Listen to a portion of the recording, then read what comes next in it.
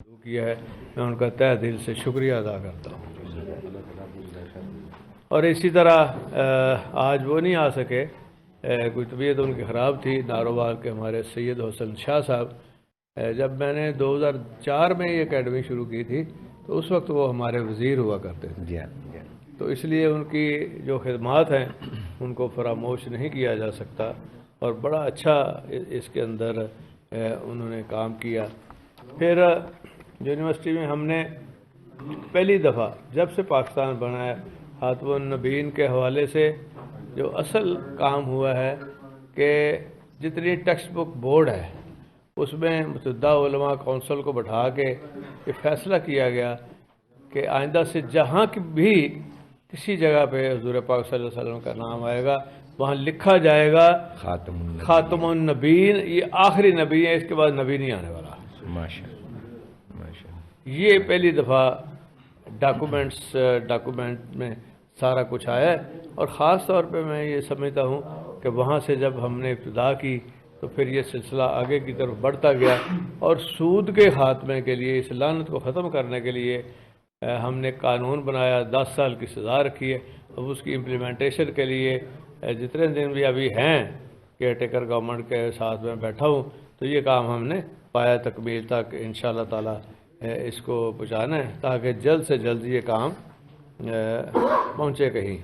اور پھر نکاح نامے میں بھی پہلی دفعہ بہت سارے واقعات ہوئے جس میں کہ بڑا ناجائز فائدہ اٹھایا گیا، نکاح نامے میں بھی ہم نے، اور وہاں حلف نامے کے اندر لکھا ہوا ہے، چاہے عورت ہے یا دولہا یا دلہن، وہ باقاعدہ حلف دے گی اس بات کا کہ میں حضور پاک صلی اللہ علیہ وسلم کے وہ خاتم النبیین ہیں، اور میرا پورا پختہ یقین ہے۔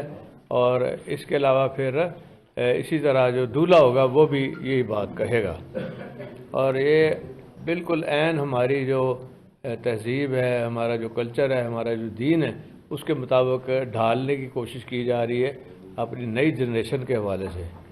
اس میں پہلی سے 5ویں تک ناظرہ، اور اس کے بعد پھر 12ویں تک ترجمہ قرآن شریف کا۔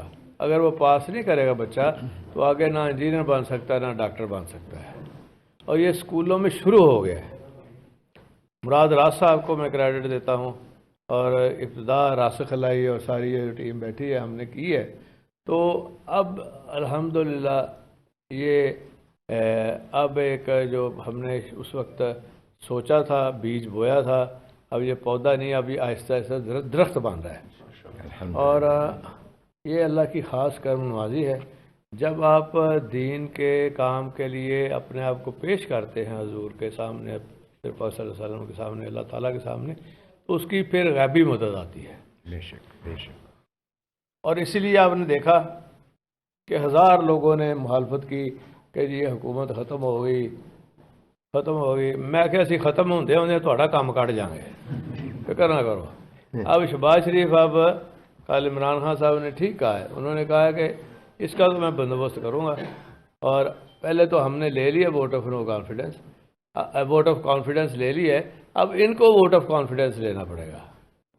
اب شہباز شریف کے دیکھیں، اس کی کوئی سکیم کامیاب نہیں ہو رہی، اب ان کے اندر انشاءاللہ تعالی ایسی پھوٹ پڑ جائے گی پی ڈی ایم میں کہ یہ اٹھنے کے قابل نہیں ہوں گے۔ ایک جھوٹے کو تو بلا لیا نواز شریف نے اس کی کلاس لینے کے لیے، اور نواز شریف کیوں نہیں آ رہا؟ وہ کہتا ہے کہ ہمیں نقابی نظر آ رہی ہے، ان کو اندازہ ہی نہیں تھا کہ اتنا بڑا سٹیپ لیا جائے گا۔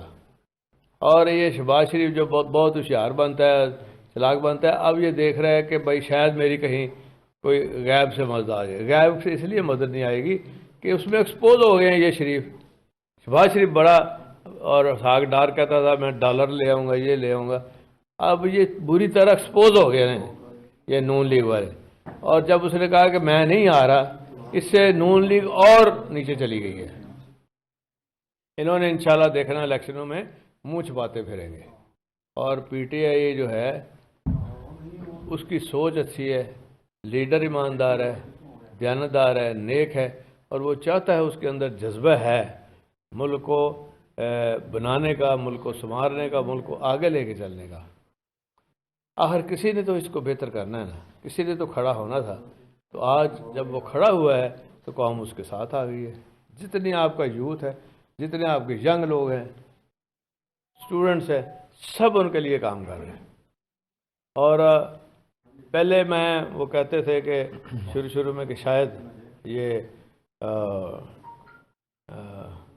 ہماری جو جماعت ہے مسلم لیگ کاف، شاید پتہ نہیں یہ استعفیٰ دیتے ہیں، اسمبلی توڑتے ہیں یا نہیں توڑتے.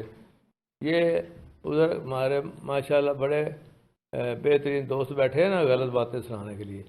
تو جب میں نے اور راسخ اور حسین علی گئے، اس سے پہلے مون سے نے کہا، میں نے کہا جی کہ یہ آپ کی امانت ہے، آپ لے لیں، آپ اس کو بھیج دیں لکھ کے ابھی، اور اس میں آپ کو اس لیے فکر کرنے کی ضرورت نہیں، یہ ہماری کمٹمنٹ تھی آپ کے ساتھ. تو انہوں نے کہا جی کہ مونس کو ہم صدر ہے، یہ بنا دیں گے، فلاں کر دیں. میں نے کہا جی نہیں، یہ بعد میں دیکھیں گے، پھر لوگ سمجھیں گے ہم نے سودے بازی کی ہے. کوئی سودے بازی نہیں ہوئی، کہیں کوئی ذکر تک نہیں ہوا سودے بازی کا. صرف یہ سوچا ہے کہ یہ شخص ایماندار ہے، لیڈ کرنے کے اہل ہے، تو ہم بھی اس کے ساتھ چل کے، تو جیسے 4 مہینے میں ہم نے 4 سال جتنا کام کیا ہے الحمدللہ. آپ حیران ہوں گے کہ لوگ کہتے ہیں جی یہ کیسے اتنے جلدی کام ہو گئے. کوئی ایسا سیکٹر نہیں چھوڑا ہم نے، تعلیم کا ہو، صحت کا ہو، ہیلتھ کارڈ کا ہو، احساس پروگرام ہو، فلڈ ہو. کوئی موقع آیا تو سب سے پہلے پنجاب حکومت نظر آئی ہے، اور نئے ضلع بنے، اس سے ایڈمنسٹریٹو بہت بہتر ہوا ہے. کل پھر میاں والی جو رہ گیا تھا اس کو بھی ہم نے ضلع بنا دیے، ڈویژن بنا دیے. اور حافظ صاحب کا ضلع تو ہم نے بنا دیے. ان کو اعتبار نہیں آ رہا تھا، میں نے کہا جا کے دیکھ لیں. پھر میں نے جلسہ کیا وہاں ان کو یقین دلانے کے لیے، اور بہترین ہو گیا. پھر کل انہوں نے کہا کہ نہیں آج آخری کیبنٹ میٹنگ ہے، میرا تحفہ کدھر ہے؟ تو انہوں نے کہا اچھا پھر تحصیل بنا دیں. وہ تحصیل بھی بنا دی ہم نے، اور راولپنڈی ڈویژن کے ساتھ لگایا ہے. وہ میاں والی کے ساتھ نہیں لگایا، ایسے غلط پہلے بات چلی ہے. وہ انشاءاللہ تعالی حافظ صاحب بھی بہت محنت کرتے ہیں. میرا حلقہ انہوں نے ڈیولپ کیا تلا گنگ میں، پھر انشاءاللہ تعالی ہم نے وہاں سے کھڑے ہوں گے.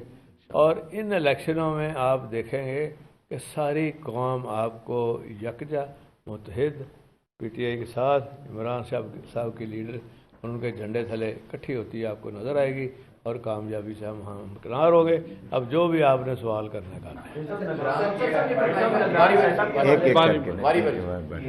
پنجاب اسمبلی گزشتہ رات تحلیل ہوگی، غزل نوٹیفکیشن بھی جاری ہو گیا. ہاں جی، اب وزیر اعلیٰ پنجاب اور اپوزیشن لیڈر کے درمیان مشاورت کے عمل کا آغاز ہوا ہے. آپ کب حمزہ شہباز کو رابطہ کریں یا لیٹر لکھ رہے ہیں، اور کیا ممکنہ طور پر نام جو ہے وہ کے سیٹ اپ کے لیے سامنے نہیں؟